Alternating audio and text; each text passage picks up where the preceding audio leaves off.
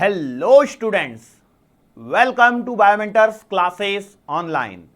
Today we are going to discuss the next topic in our chapter nuclei and आज के जो topics हैं वो हैं साइज ऑफ द न्यूक्लियस, उसके बाद में हम लोग बात करेंगे मास एनर्जी पर, उसके बाद में न्यूक्लियर बाइंडिंग एनर्जी के बारे में बात करेंगे और ये टॉपिक्स के साथ में अपना टॉपिक काफी हद तक आगे आपका चैप्टर बढ़ चुका होगा।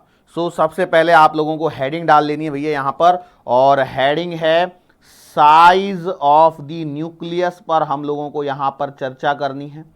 अब साइज ऑफ द न्यूक्लियस पे जब मैं बात कर रहा हूं, इसका मतलब में सिंपल सी बात है कि आपका जो मेन टॉपिक है इसके अंदर में वो है रेडियस ऑफ द न्यूक्लियस। क्या टॉपिक है? Radius of the nucleus. जो अपना न्यूक्लियस होता है, जो नाभिक होता है, उसकी जो रेडियस आती है वो कितनी निकल के आती है, इस पर हम लोगों को यहां पर चर्चा करनी है। अब ये एक स्टैंडर्ड रिजल्ट है जिसे आप लोगों को डायरेक्टली याद रखना है और ये कहता है कि जो आपकी रेडियस है, जिसे मैं कैपिटल आर से यदि डिनोट कर दूं तो ये डायरेक्टली प्रोपोर्शनल होती है cube root of atomic mass number. R is directly proportional to cube root of A की पावर क्या है 1/3, किसकी? एटॉमिक मास नंबर की पावर 1/3 है। तो इसका सिंपल सा मतलब ये है कि भैया देखो ए बढ़ेगा, मतलब एटॉमिक मास नंबर यदि बढ़ेगा तो क्या होगा, उसकी रेडियस भी क्या होगी, बढ़ेगी। और ये किसकी न्यूक्लियर रेडियस की बात चल रही है? We are not talking about the radius of atom, we are talking about the radius of the nuclei. Confusion नहीं होना चाहिए, क्योंकि आगे चल के बहुत सारे स्टूडेंट के दिमाग में आएगा सर कभी तो ये फॉर्मूला लगा देते हैं, कभी ये फॉर्मूला लगा देते हैं, कुछ समझ में नहीं आ रहा। भैया सिंपल सी बात है कि जो आपने Rn = 0.53 n² Z पढ़ा होता है एंगस्ट्रॉम के अंदर में, वो एटम की न्यूक्लियस के लिए बात चल रही होती है। और जब ये R प्रोपोर्शनल टू A⁻⁻³ 1/3 लिखा है तो यहां पर आप क्लियरली न्यूक्लियस की रेडियस की बात कर रहे हैं। तो एटॉमिक नंबर जितना बढ़ता जाएगा उतनी ही न्यूक्लियस की रेडियस भी बढ़ती चली जाएगी। इन शॉर्ट यदि मैं बात करूं, कंपेयर कर रहा हूं सोडियम और हाइड्रोजन को, तो सोडियम की न्यूक्लियस क्या होगी, सोडियम की रेडियस क्या होगी? सोडियम के न्यूक्लियस की रेडियस ज्यादा होगी और सोडियम के एटम की भी रेडियस हाइड्रोजन के एटम के कंपैरिजन में ज्यादा होगी। अब क्या होता है, केमिस्ट्री में आपको बहुत सारे ऐसे क्वेश्चन आते हैं जो लेफ्ट और राइट वाले भी होते हैं, मतलब जैसे पास में आपसे बोल दिया जाए कि सोडियम और मैग्नीशियम के रेडियस की कंपैरिजन करें, तो आप वहां पर लिख देते हो कि सोडियम की रेडियस ज्यादा होगी एज कंपेयर टू मैग्नीशियम, क्योंकि सोडियम का साइज बड़ा होगा कंपेयर टू मैग्नीशियम, क्योंकि आप बोलोगे वहां पे इलेक्ट्रोस्टैटिक फोर्स जो है प्रोवाइडेड बाय द न्यूक्लियस ज्यादा है। सो इसके कारण साइज लेफ्ट टू राइट में, जब हम लोग एक पीरियड में लेफ्ट टू राइट चलते हैं तो एटॉमिक रेडियस डिक्रीजेस। ये बात आप जानते हैं, ये बात आप केमिस्ट्री में यूज करते हैं। लेकिन यहां पर हम लोग बात कर रहे हैं न्यूक्लियस की रेडियस, मतलब सोडियम और मैग्नीशियम के न्यूक्लियस की यदि मैं रेडियस की बात कर रहा हूं, ध्यान से सुनना, न्यूक्लियस के रेडियस की, नाभिक के रेडियस की, तो भैया एटॉमिक मास नंबर किसका ज्यादा है? मैग्नीशियम का ज्यादा है। तो इसलिए मैग्नीशियम के न्यूक्लियस की रेडियस ज्यादा होगी। क्लियर है? बात समझ में आ रही है? तो ऐसा कंफ्यूज मत कर जाना अचानक से कि भैया लेफ्ट टू राइट जाने पर तो रेडियस डिक्रीज होती है या एटॉमिक साइज डिक्रीज होती है तो रेडियस भी तो डिक्रीज होगी। वो केमिस्ट्री के हिसाब से आपका बिल्कुल परफेक्ट है, लेकिन वहां पर क्या होता है, आप साइज ऑफ द एटम की बात कर रहे होते हैं। यहां पर इस पर्टिकुलर टॉपिक में आप न्यूक्लियस, मतलब एटम के अंदर में जो न्यूक्लियस है, इस न्यूक्लियस के रेडियस की चर्चा यहां पर आप कर रहे हैं। क्लियर है? ओके। अब हम लोग क्या करते हैं, यहां पर एक प्रोपोर्शनैलिटी कांस्टेंट लगाते हैं, R = R0 A⁻1/3। ऐसा ये बन के आएगा। ये जो R0 है इसकी वैल्यू फिक्स होती है, जिसे आप लोगों को याद रखना है। R0 बराबर आएगा 1.2 × 10⁻⁻15 meter. This is fix value जो आपको याद होनी चाहिए। इसे हम लोग क्या बोलते हैं? Radius constant of nucleus. ऐसा भी कई बार आपको सवाल बन सकता है, सीधा सवाल पूछ सकता है, what is the radius constant of a nucleus. अब वहां पे समझ में नहीं आ रहा सवाल क्या पूछा है, भैया वो R0 के बारे में बात कर रहा है। कई बार सीधा बोल सकता है what is the value of R। This can be a question, मैं नहीं बोल रहा हूं कि यही पूछेगा, but it can be a question which can be asked in exam. पूछा जा सकता है, पूछेगा नहीं पूछेगा वो एग्जामिनर के ऊपर डिपेंड कर रहा है, लेकिन एक क्वेश्चन तो है ना कि नहीं है question. Yes, simple straight forward question है। हाँ, 1.2 इंटू 10⁻15 मीटर। अब ऐसा हो सकता है कि वो आपकी भावनाओं के साथ खिलवाड़ करने के लिए इसको यूनिट्स एंड मेजरमेंट वाले चैप्टर के साथ में रिलेट कर दे, मतलब ऑप्शन मीटर में ना देते हुए माइक्रोमीटर में या नैनोमीटर में या ऐसे तमाम अलग अलग चीजों में प्रीफिक्स ऐड करवा दे, कुछ भी करवा सकता है। सो यदि 10⁻⁻15 को डायरेक्टली रिमूव कर दूंगा तो मैं ये FM हो जाएगा। क्लियर है? तो वो आपकी नॉलेज पर डिपेंड करता है कि भैया वो कैसे अब क्वेश्चन को आपके सामने फ्रेम कर रहा है, आपकी नॉलेज पर नहीं, एग्जामिनर के मूड पर डिपेंड करेगा। एग्जामिनर क्या चाहता है आपसे पूछना, वो उसके ऊपर निर्भर करेगा। लेकिन आपको ये मेन कॉन्सेप्ट क्लियर होनी चाहिए, मेन वैल्यू आपको ये याद होनी चाहिए। क्लियर है? ओके, चलो आगे बढ़ते हैं। अब देखो मैंने यहां पर है ना क्या सीख लिया, रेडियस के बारे में सीख लिया, किसके, न्यूक्लियस के रेडियस के बारे में। अब हम लोग बात करते हैं न्यूक्लियस की डेंसिटी के बारे में। छोटी सी हेडिंग बनेगी आपके पास में, डेंसिटी ऑफ अ न्यूक्लियस। किसकी डेंसिटी की बात कर रहे हैं? न्यूक्लियस की डेंसिटी, नाभिक के घनत्व के बारे में यहां पर चर्चा हो रही है, नाभिक का घनत्व। तो एक बात बताओ, डेंसिटी का फॉर्मूला क्या होता है? तो भैया डेंसिटी मतलब घनत्व का फॉर्मूला होता है मास अपॉन वॉल्यूम, जिसे हिंदी मीडियम वाले कहते हैं द्रव्यमान बटे आयतन। मास अपॉन वॉल्यूम, द्रव्यमान अपॉन बटे आयतन। ओके, अब देखो यहां पर जो मेन बात यह है कि वो है कि जो हम लोगों को मास निकालना है, तो मास किसका निकालना है? न्यूक्लियस का मास निकालना है। मैंने बोला सही बात है। तो आपका जो टोटल मास आएगा वो आएगा mass of neutrons, mass of neutrons plus में आप लिखोगे मास ऑफ प्रोटॉन्स, बराबर है। अब यदि मैं बात करूं तो प्रोटॉन और न्यूट्रॉन का मास लगभग समान होता है। I am considering that mass of neutron and proton जो होता है लगभग समान है, ऑलमोस्ट सेम है, लास्ट में जाके थोड़ा सा फर्क आता है। इसको यदि मैं ऐसा मान लूं कि भैया मास ऑफ न्यूट्रॉन, जिसे मैं mn से रिप्रेजेंट कर रहा हूं, इसको भी यदि मैंने अप्रोक्सीमेटली m ले लिया और इसको mn से रिप्रेजेंट करते हैं, सॉरी मैंने उल्टा लिख दिया, नहीं सही है, mp that is approximately m, तो मुझे बताओ मास ऑफ न्यूक्लियस कितना निकल के आएगा? तो mass of nucleus will be equals to small m into capital A. ये कैपिटल ए क्या है? Capital A is the atomic mass number. क्यों, देखो न्यूट्रॉन प्लस प्रोटॉन मिला के कैपिटल ए बनाएंगे। सिंस मास ऑफ न्यूट्रॉन और प्रोटॉन को मैंने लगभग समान मान लिया है, तो मास ऑफ न्यूक्लियस क्या आ रहा है? स्मॉल m इंटू कैपिटल ए निकल के आ रहा है। अब दूसरी बात, हम लोगों को क्या चाहिए इसके अंदर में? वॉल्यूम चाहिए, आयतन चाहिए। किसका? न्यूक्लियस का, नाभिक का आयतन चाहिए। कैसे निकालोगे न्यूक्लियस का वॉल्यूम? तो वॉल्यूम की बात यदि मैं करता हूं तो ध्यान दीजिए, एटम कैसा होता है? एटम स्फेरिकल होता है, जैसी बॉल होती है आपकी, एक गेंद होती है कि नहीं होती है, वैसा ही न्यूक्लियस भी होता है। कोई अंडा वंडा शेप का नहीं होता है या जग के शेप का बना दिया, ऐसा नहीं होता है। वो कैसा होता है? स्फेरिकल होता है। और स्फेरिकल होने के कारण स्फीयर का वॉल्यूम होता है 4/3 πr3। सो मैंने लिख दिया 4/3 πr3, where r is the radius of the nucleus. लेकिन मैंने थोड़ी देर पहले पढ़ा है कि r बराबर होता है r0 into A to the power 1/3, और यदि मैंने ऐसा लिख दिया है तो therefore I can say that volume बराबर 4/3 पाई इंटू r0 इंटू ए की पावर 1/3 द होल पावर 3। अच्छा, पावर के ऊपर पावर होती है तो क्या होता है? पावर्स में मल्टीप्लीकेशन होता है। मतलब आप लिखेंगे इसे 4/3 पाई r0 का क्यूब इंटू ए की पावर कुछ नहीं, सिर्फ 1 आएगी। क्यों? यहां पर मैं करके दिखाता हूं, ए की पावर 1/3, होल पावर है 3, मतलब आप लिखोगे ए की पावर 1/3 इंटू 3 से 3 कैंसल, तो ए की पावर आएगी 1। क्लियर है? तो ये आपके पास में वॉल्यूम की वैल्यू आ गई। अब आपको क्या चाहिए थी? Density. So put the value, तो भैया आप लिखोगे डेंसिटी बराबर, स्पीड सही सही चल रही है, कोई ज्यादा फास्ट तो नहीं हो गया, तो m into A divided by 4/3 pi r0 cube into A. सही है।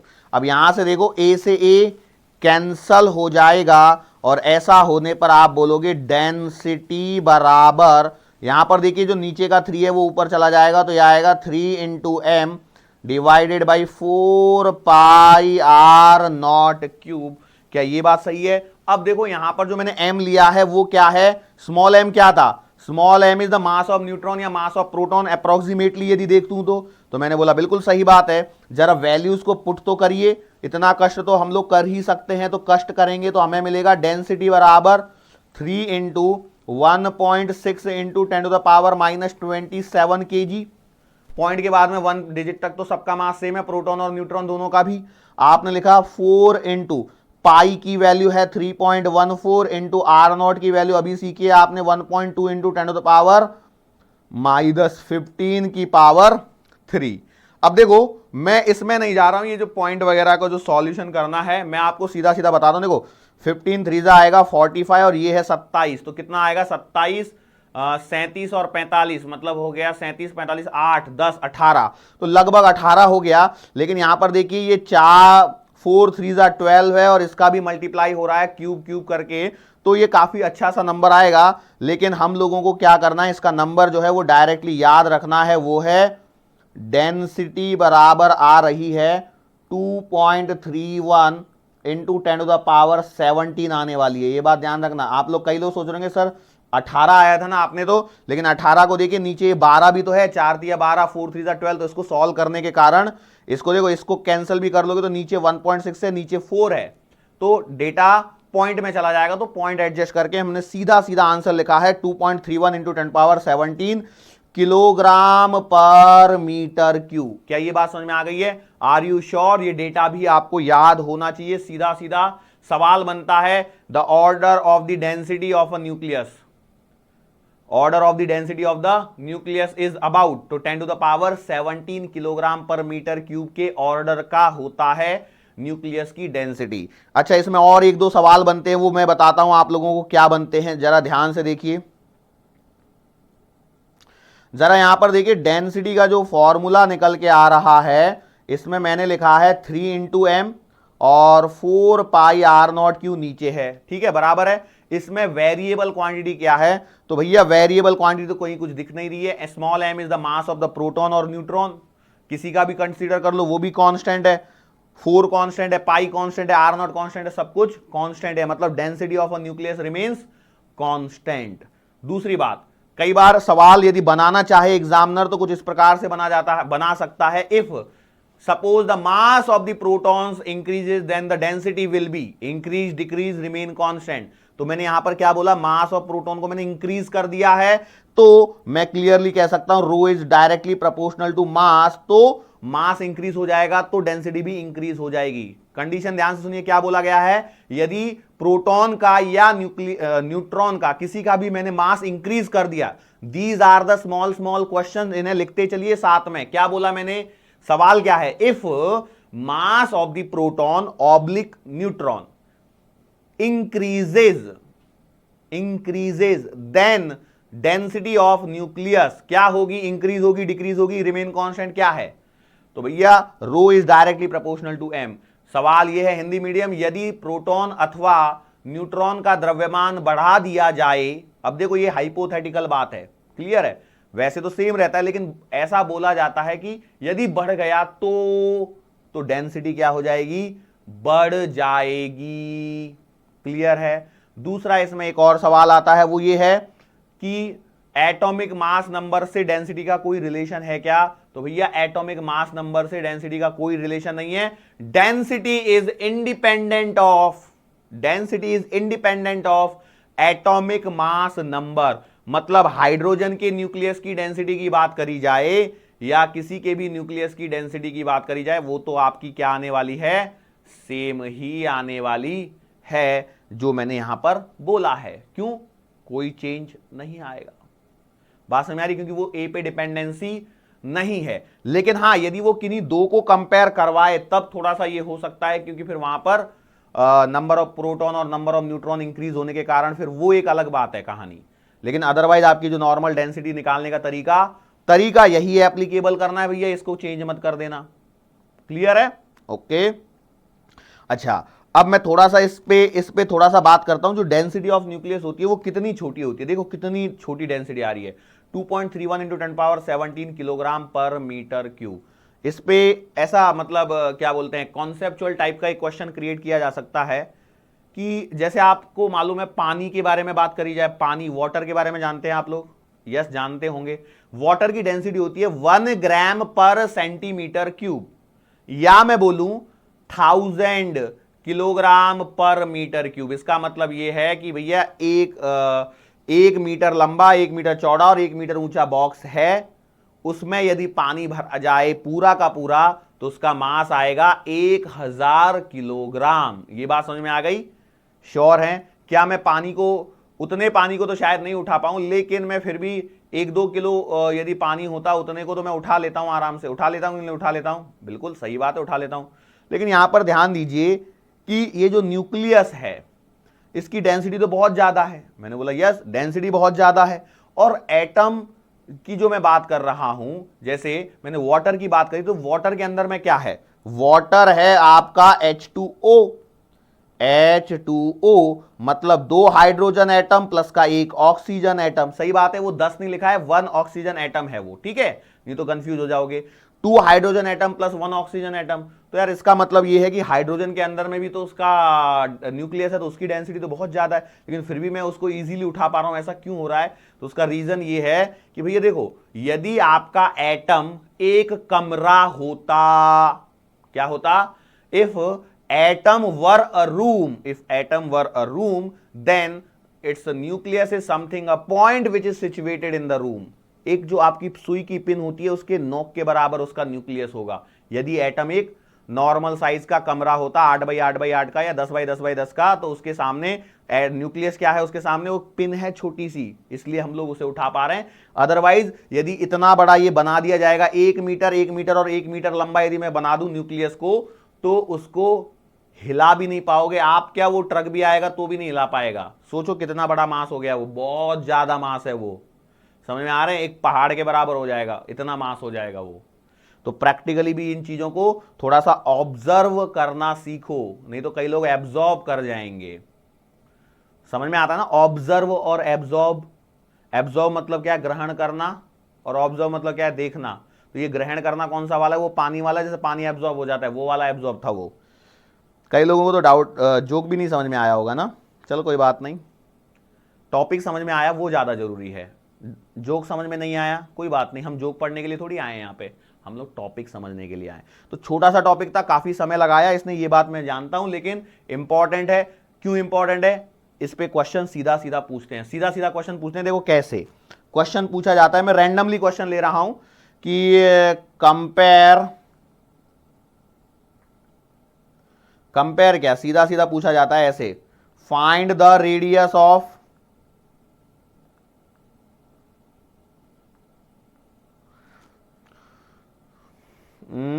एल्यूमिनियम, एल्यूमिनियम न्यूक्लियाई ऐसे लिखा होता है, या न्यूक्लियस भी लिख देते हैं या कुछ भी लिख देते हैं। हिंदी मीडियम वालों के लिए आसान है, एल्यूमिनियम न्यूक्लियस की नाभिक की त्रिज्या ज्ञात कीजिए। एल्यूमिनियम नाभिक की त्रिज्या ज्ञात करें तो क्या होगा, तो आप लिखोगे R बराबर R0 a⁻1/3। अब एल्यूमिनियम के लिए आप पुट करिए यहां पर वैल्यू, तो आएगा 1.2 इंटू 10⁻⁻15 इंटू, एल्यूमिनियम के लिए कैपिटल ए क्या होता है, एटॉमिक मास नंबर। अब ये केमिस्ट्री से आता है, कितना आता है, 27, 27 की पावर 1/3। इसको सॉल्व करेंगे तो आएगा 1.2 इंटू 10⁻⁻15 इंटू 3। आपको एक बात बता दूं, आपको हमेशा ऐसा नंबर दिया जाएगा जिसका आप क्यूब रूट निकाल पाओगे। जैसे 8 है, उसके बाद में 27 है, उसके बाद में 64 है, तो इजीली सवाल होगा, क्योंकि उन्हें भी मालूम है क्यूब रूट निकालना कोई बच्चों का खेल नहीं है। ओके, तो 3 से मल्टीप्लाई करो, कितना आएगा, 3.6 into 10⁻⁻15 meter. This is the answer. ठीक है, तो सवाल साथ में ही चल रहा है, कोई ऐसा नहीं है कि बाद में भी सवाल आएंगे। हो सकता है यही सेम सवाल प्रीवियस ईयर के एमसीक्यू का सवाल हो, तो हो सकता है ये सेम क्वेश्चन बाद में रिपीट हो जाए, लेकिन उस समय प्रॉपर सिस्टमैटिक वे में लिखा होगा कि ऐसे क्वेश्चन इंग्लिश में लिखा होगा, उसके नीचे 4 ऑप्शंस होंगे, वो उस तरह का सवाल, तो वो बाद में देखेंगे। अभी तो आपको मेन सवाल का आइडिया समझ में आया, कैसे सवाल किया मैंने, क्लियर है। ओके, चलो आगे बढ़ते हैं हम लोग। अब यहां से आगे मुझे बात करनी है, और वो बात करनी है भैया मास एनर्जी के बारे में। किसके बारे में बात करनी है? Mass energy. अब ये मास एनर्जी का मतलब क्या है समझिए। आइंस्टाइन करके एक साइंटिस्ट हुए हैं, आपने उनका नाम सुना होगा, बिल्कुल सुना है। आइंस्टाइन सर बहुत ही फेमस सर हैं, तो उनका नाम सबने सुना हुआ है। मैंने बोला यस ठीक है भैया।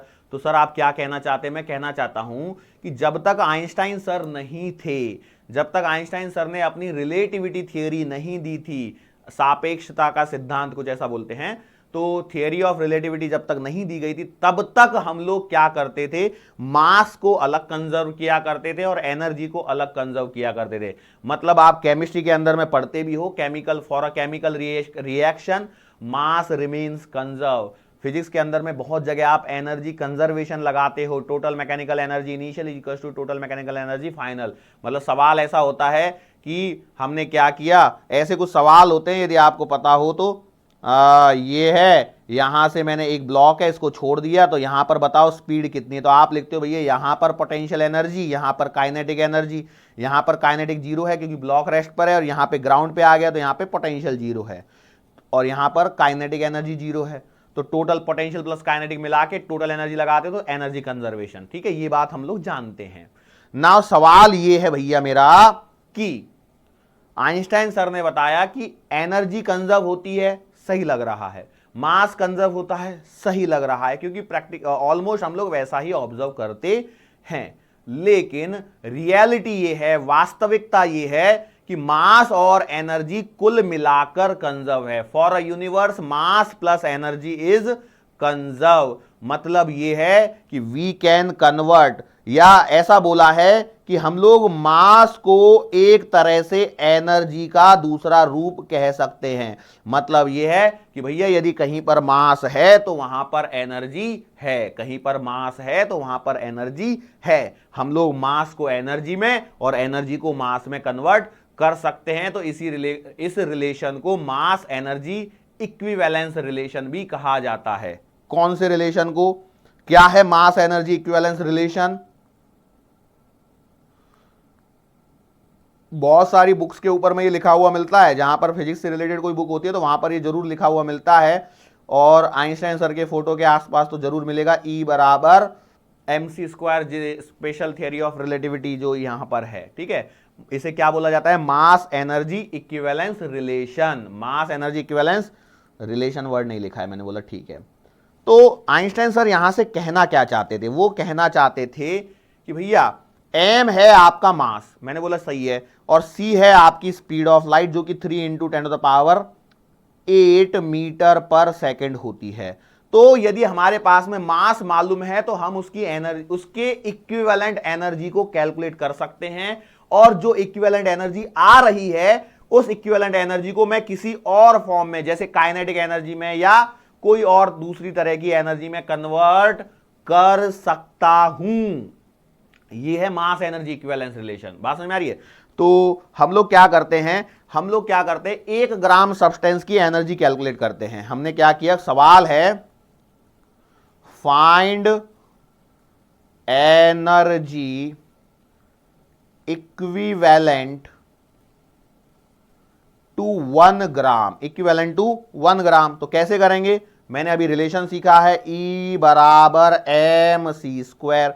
m है आपका 1 ग्राम, लेकिन आपको पता होना चाहिए ऐसा ही सिस्टम में यूज करूंगा तो इसको किलोग्राम में कन्वर्ट करूंगा तो ये आएगा 10⁻³ इंटू c का मतलब है 3 इंटू 10⁸ और इसका करना है स्क्वायर। तो आंसर देखो कितना आएगा, 10⁻³ इंटू 3 3 9 इंटू 10⁻16। तो आंसर आएगा 9 इंटू 10⁻13 जूल। कितना आएगा? 9 इंटू 10⁻13 जूल आंसर आएगा। एक बात बताओ, ये छोटी एनर्जी है कि ज्यादा एनर्जी है? बहुत ज्यादा एनर्जी है। जैसे मैं आपको एक बात बताता हूं, मान के चलो कोई तो भी एक ब्लॉक है, कोई तो भी एक ब्लॉक है, उसको 1 न्यूटन फोर्स लगाने पर यदि वो 1 मीटर सरक सकता है, 1 मीटर का फोर्स, 1 न्यूटन का फोर्स लगाया और उसे मैंने 1 मीटर तक चला दिया 1 न्यूटन के फोर्स के कारण, तो हमने जो एनर्जी खर्च करी है वो है 1 जूल। सोचिए, कोई भी ब्लॉक है, 1 न्यूटन के फोर्स के कारण 1 मीटर तक चल पा रहा है। वो ऐसे नहीं मान रहे हैं, तो एक काम कर लेते हैं हम लोग, इसको थोड़ा सा ऐसे समझते हैं। मान के चलो आपके पास में एक स्मूथ सरफेस है। कैसी सरफेस है? स्मूथ सरफेस है। तो मैंने बोला ठीक है, यदि मेरे पास में यहां पर 1 किलोग्राम का ब्लॉक रखा है, क्या रखा है? 1 किलोग्राम का ब्लॉक है। ध्यान दीजिए, इस ब्लॉक का मास है 1 किलोग्राम। इसका मतलब इसका जो वेट आएगा वो आएगा m इंटू जी, मतलब 1 इंटू 10। जी की वैल्यू 10 लेके चल रहा हूं मैं, जी इज द ग्रेविटेशनल एक्सेलरेशन, तो ये आएगा 10 न्यूटन। मैंने बोला ठीक है। तो मैंने बोला कि आपने क्या किया, ये स्मूथ सरफेस है और आपने यहां पर 10 न्यूटन का ही फोर्स लगा दिया। इसके कारण ये ब्लॉक जो है यहां से लेकर के यहां तक 1 मीटर तक ये सरका है। ठीक है, कुछ तो भी हो रहा है ऐसा। स्मूथ सरफेस लोगे तो फिर तो कितना भी छोटा सा भी फोर्स लगाओगे तो वो चलेगा, लेकिन वास्तविकता में काम करते स्मूथ को हटा देते हैं जिससे कंफ्यूजन ना रहे। और मैं ये बोल रहा हूं कि 10 न्यूटन का फोर्स सफिशिएंट है इस 1 किलोग्राम के ब्लॉक को 1 मीटर तक चलाने के लिए। तो यहां पर जो वर्क डन आएगा वो आएगा फोर्स इंटू डिस्प्लेसमेंट होता है वर्क डन। तो आपने लगाया 10 न्यूटन का फोर्स लगाया, 1 मीटर चला, मतलब 10 जूल एनर्जी खर्च हुई है। कितनी? 10 जूल। अब इस 10 जूल को जरा इस वाले डेटा से कंपेयर करके देखो, ये एनर्जी कुछ ज्यादा नहीं लग रही है आपको?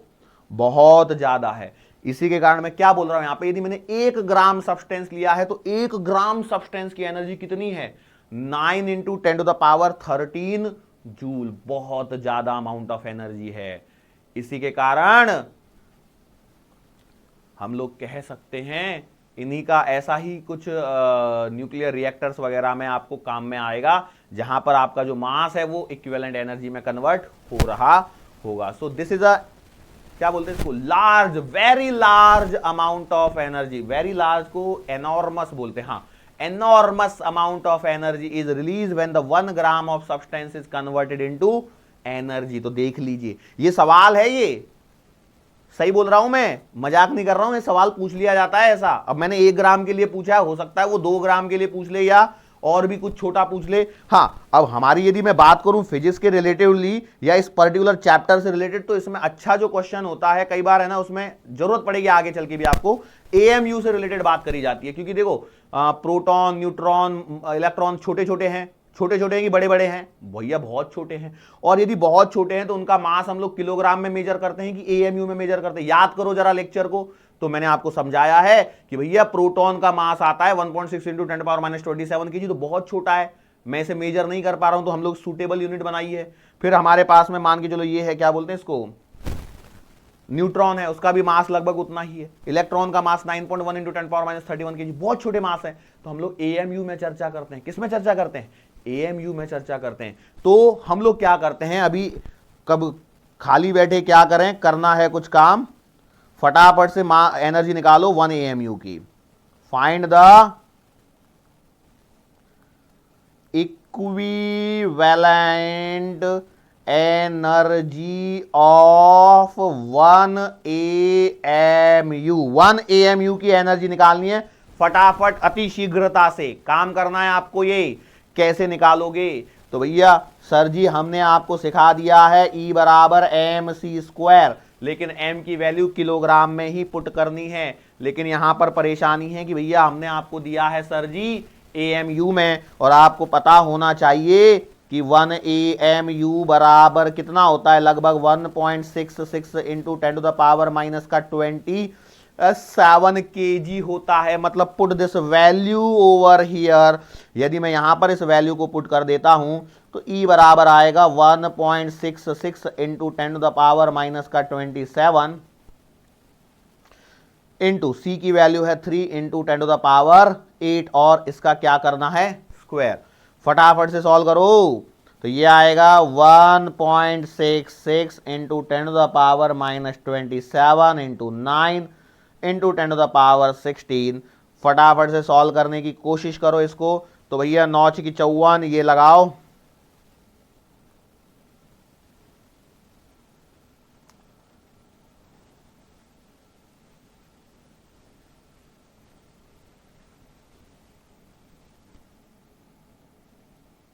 मेरा डेटा कुछ ज्यादा क्यों जा रहा है?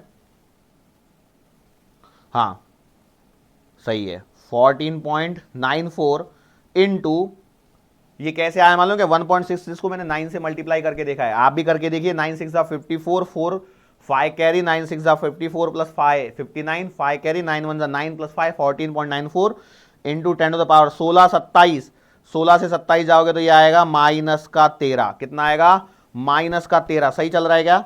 एक बार और देख लो।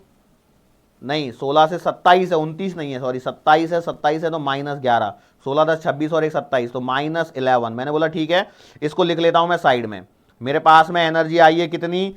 E बराबर आया है 14.94 into 10 to the power minus का 11 जूल। एक बार चेक कर लो, 14.94 इंटू 10 पावर माइनस 11 जूल। आपका भी चेक करना उतना ही जरूरी है जितना मेरा चेक करना है या मेरा लिखना है। लेकिन मैं आपको बता दूं, ये जो चैप्टर्स हैं, dual nature of radiation and matter, energy joule में बात कर रहे थे कि ज्यादातर इलेक्ट्रॉन वोल्ट में, ज्यादातर तो सर हम लोग इलेक्ट्रॉन वोल्ट में कर रहे थे। एटम चैप्टर में भी एनर्जी की बात जो करते हैं वो इलेक्ट्रॉन वोल्ट में ही ज्यादा चर्चा होती है, जूल में चर्चा बहुत ही कम होती है इन पर्टिकुलर चैप्टर्स में। तो इसका काम मतलब ये है कि हम लोग क्या करते हैं, इसको इलेक्ट्रॉन वोल्ट में कन्वर्ट कर लेते हैं, क्योंकि 10 to the power minus 11 joule तो बहुत छोटी एनर्जी दिख रही है। तो मैंने इसे कन्वर्ट किया तो ये आता है 14.94 into 10 to the power minus 11।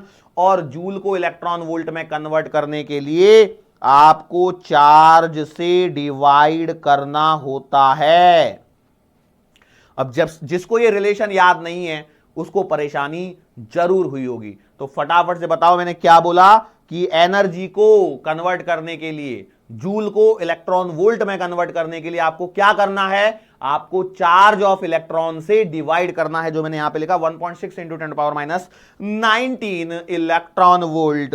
मतलब आंसर आया है, अब देखो 1.6 के लिए जीरो लगाओ, ये पॉइंट हटाओ, जीरो से पॉइंट यहां लगा लो, तो ये आ गया 149.4 divided by 16 into 10 to power minus 19 ऊपर जाएगा तो ये आएगा 10 to the power 8 electron volt. सही है ना? 11 और 19, 11 और 8 19, मैंने बोला सही लिखा है। डिवाइड करो, 16 की टेबल आप लोगों को आनी ही चाहिए, तो कितना आएगा? 16 नंबर 144। सही किया गया?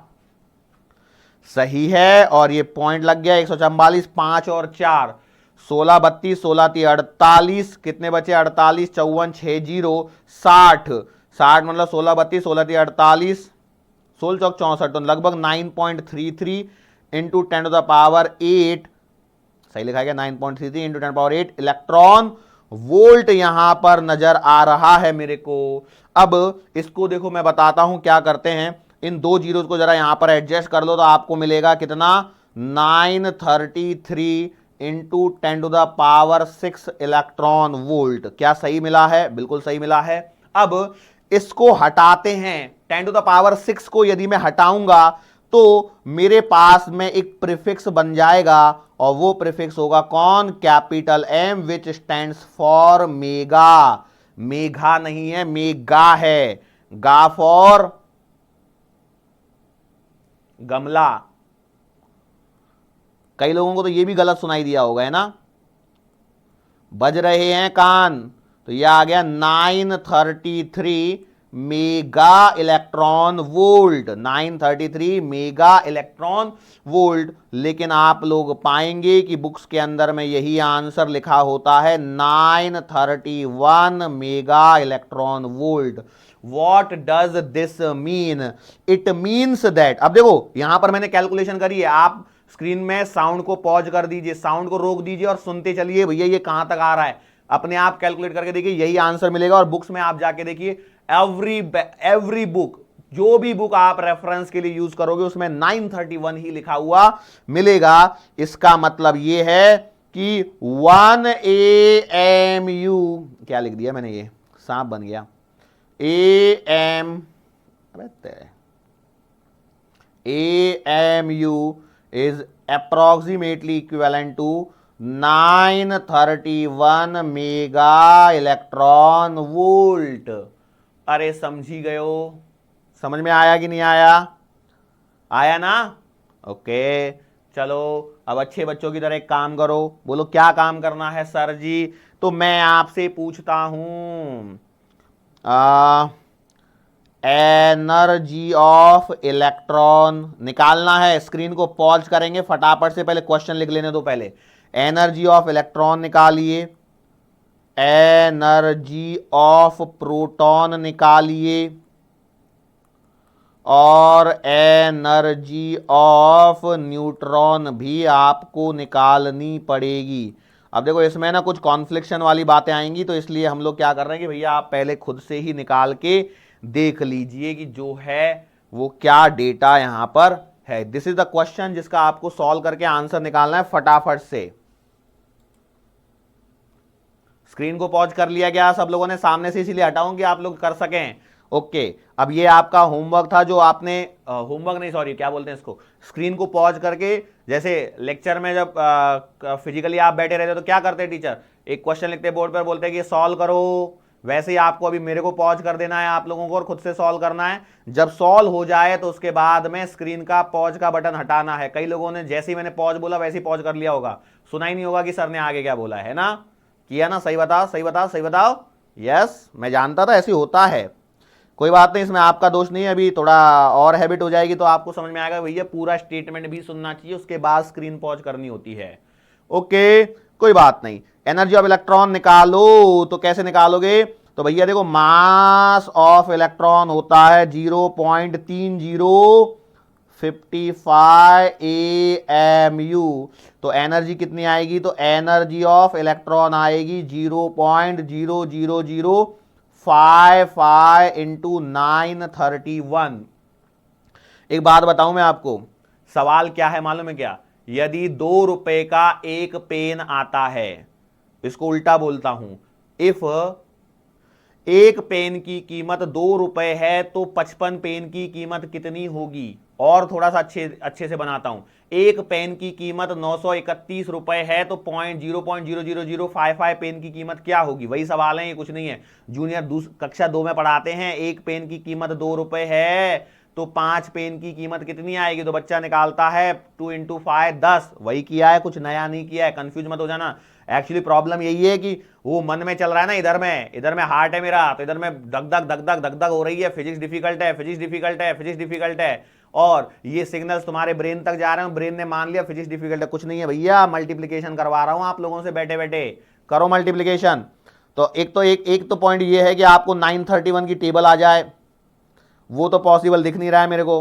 तो एक काम कर दीजिए, 9310 लिखिए, उसके नीचे डिवाइड बाय 2 कर दीजिए, आपको आंसर मिलेगा 4655। ठीक है, ऐसा कुछ तो भी आंसर आपको मिलेगा, और मैं इसे बाद में और आगे अच्छे से करवा दूंगा, लेकिन अभी तो इतना तो देखिए। तो आपने लिखा 4655, ठीक है, यही आंसर आएगा। मैंने बोला यस। अच्छा, और अब देखिए यहां पर 1 2 3 4 5 जीरो और हैं, 5 के बाद में पॉइंट है, तो 1 2 3 4। मेरा कुछ ज्यादा कम नहीं आ गया ये, ऐसा क्या हो गया भैया? 1 जीरो लगा के डिवाइड किया है, सही कर रहा हूं मैं तो। 0.00055 ही होता है यार मास, तो मास मैंने सही लिखा है। 931 डिवाइड बाई 2 कर दिया मैंने। अरे रे रे रे रे रे, तभी मैं बोलूं ऐसा क्या गड़बड़ी करी मैंने। ओके, गड़बड़ी मेरे को मिल गई। ये तो 931 इंटू 5 करने पर आया है, तो आपको इसको एक बार और करना पड़ेगा। 4655 और कीजिए भैया, तो ये आएगा 5 0 6 और 5 11, और एक 12 की 2 4 और 6 10 और एक 11 और 5। ठीक है, ये ऐसा नंबर निकल के आ रहा है। तो ये आपको जरा यहां पर लिख देना है। तो ये आया 51205, 1 2 3 4 5, तो 0.51205 और मेगा इलेक्ट्रॉन वोल्ट, और इसे अप्रोक्सीमेटली 0.51 मेगा इलेक्ट्रॉन वोल्ट लिखना है। सवाल डिफिकल्ट आ गया भैया, सवाल डिफिकल्ट नहीं था। और मैं आपको क्लियरली बता दूं, ये सारे सवाल हैं जो मैं करवा रहा हूं, इक्विवेलेंट एनर्जी ऑफ इलेक्ट्रॉन, ये सवाल होगा बाद में, और कुछ नहीं है। कर पाओगे क्या 0.51 मेगा इलेक्ट्रॉन वोल्ट? रटा रटाया रहेगा तो सॉल्व कर दोगे, सीधा आंसर टिक करोगे। यदि एग्जाम में, देखो एक बात ध्यान रखना, मेरा काम यह है कि क्या पूछा जा सकता है बताना, लेकिन मैं ये नहीं बता सकता भैया यही पूछेगा। क्यों? ये मेरे हाथ में नहीं है। क्यों? जो पेपर सेट करेंगे वो बहुत सारे एग्जामिनर रहेंगे, किसी के मन में आया ये सवाल पूछ लिया डायरेक्टली, तो आ गया ना सीधा सीधा आपके पास में। याद रहेगा तो सीधा टिक करोगे, याद नहीं रहेगा तो सॉल्व करना पड़ेगा एग्जाम में बैठ के। अच्छा, मैंने एक ही सवाल करवाया। अच्छा, 2 सवाल और बचे ना अभी तो आपके, कौन कौन से बचे हैं? प्रोटॉन वाला, तो मास ऑफ प्रोटॉन कितना होता है 1.00727 AMU होता है।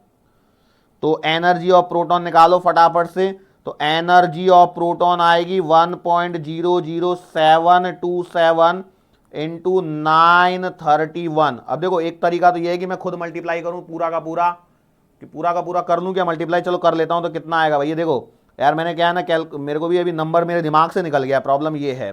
तो मैं लिखूंगा 727001, 3 7 21 1 2, 3 3 दूना 6 और 2 8। ध्यान देना भैया, 3 7 21 की 1 2 0 1 0 और आ गई, 3 एकम 3 और 9 से करोगे तो कितना आएगा 9 7 63, 6 9 दूना 18 और 6 24 की 4 हासिल 2, 9 7 63 और 2 65, 1 0 का 1 0, 9 एकम 9।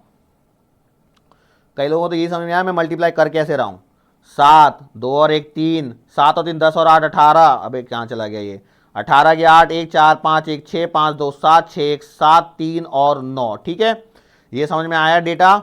अब 1 2 3 4 5, 1 2 3 4 5 के बाद में पॉइंट लगा दीजिए, तो 937.76 आपके पास में आंसर मिल रहा है। कितना मिल रहा है 937.7 यहां पर आपके पास में काफी हद तक करेक्ट आंसर मिल रहा है। 937.76837 mega electron volt is the more accurate answer, हम लोग बोल सकते हैं काफी हद तक एक्यूरेट आंसर है।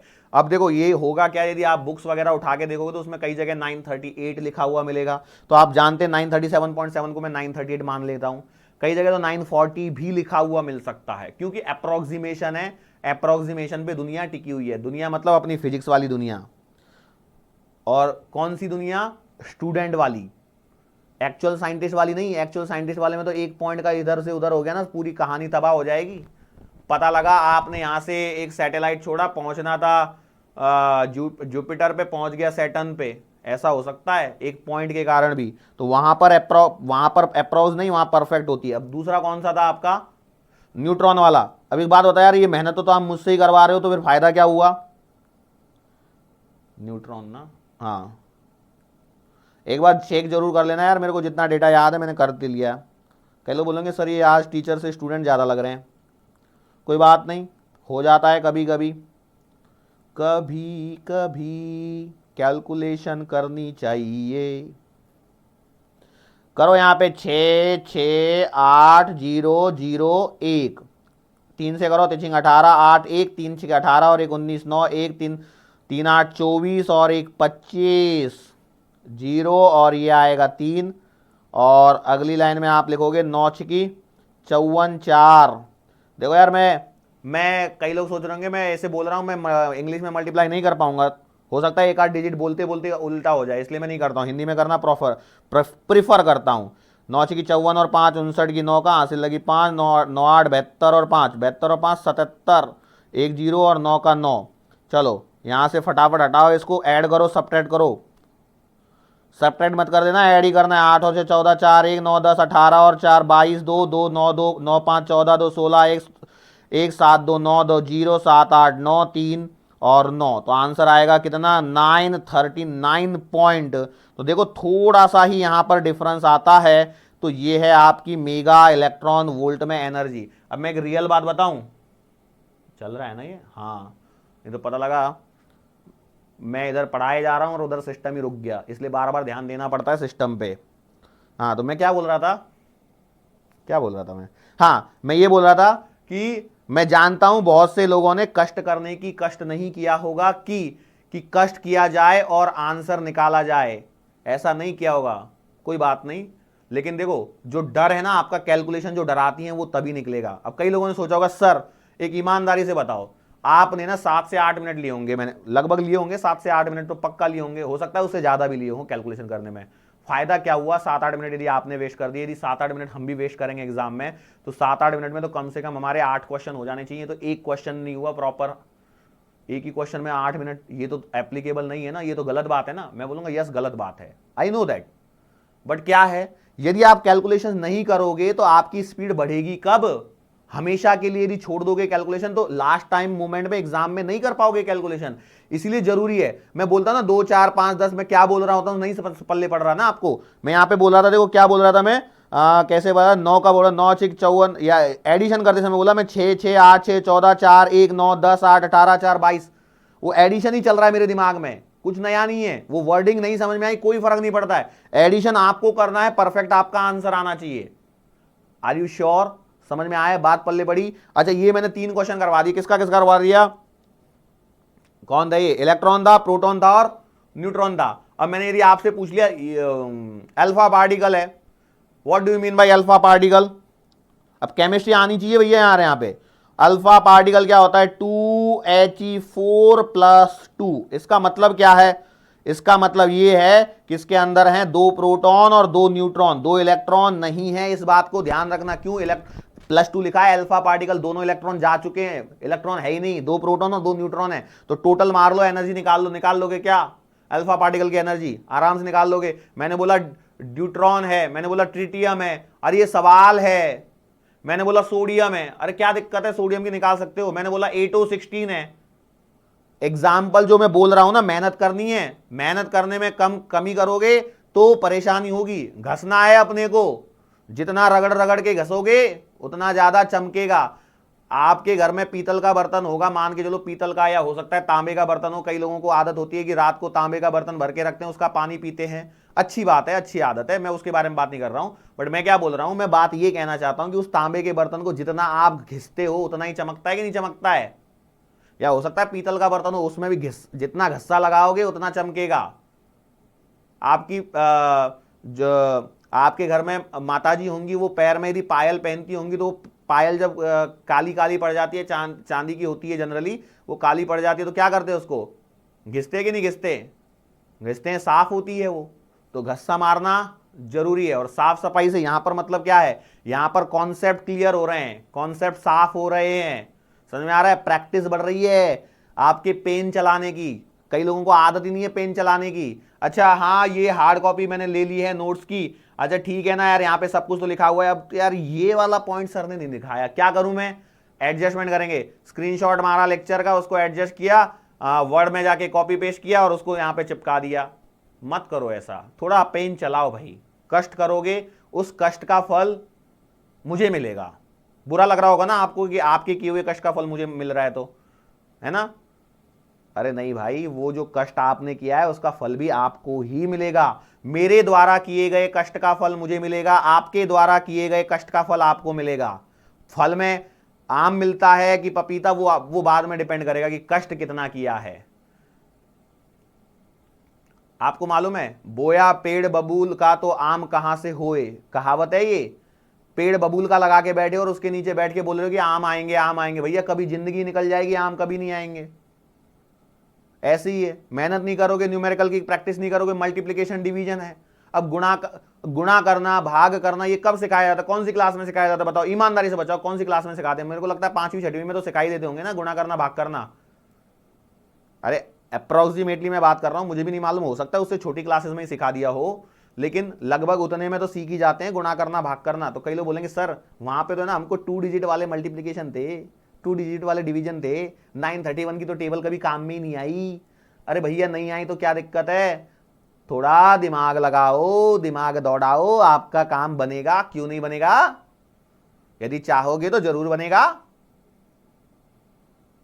ओके, मैंने यार ज्यादा टाइम ले लिया, अरे बाप रे, लेक्चर भी समाप्त होने को आ गया, टाइमिंग ही समाप्त हो गया है। तो मैं तो बाइंडिंग एनर्जी पढ़ाने वाला था इसके साथ में। ओके कोई बात नहीं, 4 एग्जाम्पल तो हो गए आपके लिए। और जो मैंने बोले थे वो याद है क्या? क्या बोला था मैंने? अल्फा पार्टिकल का निकालना बोला था। अल्फा पार्टिकल का निकालना, हीलियम का निकालना, हीलियम में इलेक्ट्रॉन भी जुड़ जाएगा, अल्फा पार्टिकल में इलेक्ट्रॉन नहीं है। केमिस्ट्री रिकॉल, बहुत है इतना, ठीक है, मैं मान लेता हूं आपकी बात को। अच्छा, लेक्चर की शुरुआत कहां से हुई थी? लेक्चर की शुरुआत हुई थी साइज ऑफ द न्यूक्लियस से। और साइज ऑफ द न्यूक्लियस में मैंने बोला radius of the nucleus is directly proportional to 1/3 या cube root of atomic mass number. Radius of nucleus is different than the radius of atom. Radius of atom का formula 0.53 × n² / z आता है as per the Bohr's theory, Bohr की theory के अनुसार। Clear है? सवाल में यदि आपको कहीं पे पूछा है कि मैंने बोला सोडियम की रेडियस निकालनी है, तो इसका मतलब यह है कि बोर की थ्योरी के हिसाब से ही निकालनी है। और जब आप निकालोगे तो सोडियम में लास्ट इलेक्ट्रॉन कौन से उसमें बैठा है ऑर्बिट में, ये भी देख लेना। K shell, L shell, M shell, N shell आएंगे आपको आगे चल के, ठीक है? तो न्यूक्लियस की रेडियस और एटम की रेडियस अलग अलग चीजें। उसके बाद में मैंने डेंसिटी निकाली। डेंसिटी का भी आपको याद होना चाहिए। डेंसिटी क्या है? Mass upon volume. उसके बाद में मैं आइंस्टाइन की इक्वेशन पे आया, आइंस्टाइन की इक्वेशन सिखाई। मैंने बोला 1 ग्राम मास को, 1 ग्राम सब्सटेंस को एनर्जी में कन्वर्ट किया, बहुत सारी एनर्जी निकली। यही एनर्जी न्यूक्लियस नहीं, क्या नाम थे अपने साइंटिस्ट का, आइंस्टाइन सर का रिलेशन है, mass energy equivalence relation, E बराबर mc स्क्वायर, जो कहता है कि मास और एनर्जी अलग अलग कंजर्व नहीं है, बल्कि मास और एनर्जी कुल मिला के कंजर्व है। मतलब पूरे एंटायर यूनिवर्स के लिए एंटायर यूनिवर्स का मास प्लस उसकी एनर्जी सब मिला के कंजर्व है। यदि कई लोग सोच रहे होंगे सर धरती पे रोज इंसान पैदा होते हैं, रोज मास बढ़ रहा है, तो भैया एनर्जी भी खर्चा हो रही है, रोज आदमी मर भी रहे हैं, वो एनर्जी तो वहां पे लास्ट में जाके बैलेंस ही है। I am not teaching biology, but ये मैं बता रहा हूं, आइंस्टाइन सर ने तो ऐसा ही बोला है और वही हमको मानना है। देखो कहानी ये है कुल मिला के। आपने जब चैप्टर की शुरुआत करते तो सबसे पहले हम लोग पढ़ते हैं डाल्टन्स एटॉमिक थ्योरी, बोलते हैं ये गलत है। पढ़ी ना कि नहीं पढ़ी? पढ़ी। उसके बाद में ये क्या बोलते हैं, मैक्सवेल की थ्योरी आई, उसको भी पढ़ा। J Thomson plum pudding model आया, बोला गलत है, फिर भी पढ़ा। रदरफोर्ड की थ्योरी आई, बोला गलत है, फिर भी पढ़ी। बोर्स की थ्योरी आई, बोले कि ये भी परफेक्ट नहीं। परफेक्ट तो कोई भी नहीं, लेकिन पढ़ना है। और अभी के लिए तो हमको आइंस्टाइन की थ्योरी है, ये सही है, यही मानते हुए पढ़ना है। जब नई थ्योरी आएंगे तो बोलेंगे ये पुरानी थी, ये गलत थी, अब इसको पढ़ लो। चलने वाला ऐसा ही है, ठीक है? Are you sure? आज के लेक्चर को हम लोग यहीं पे समाप्त कर देते हैं। आपके लास्ट के 10 से 15 मिनट मैंने आपके वेस्ट कर दिए, उसके लिए क्षमा प्रार्थी हूं मैं, लेकिन बातें कड़वी थी लेकिन जरूरी थी, ठीक है? इसी के साथ में अपने आज के इस लेक्चर को समाप्त करते हैं। मुलाकात करेंगे अपने आने वाले अगले लेक्चर के दरमियान। तब तक के लिए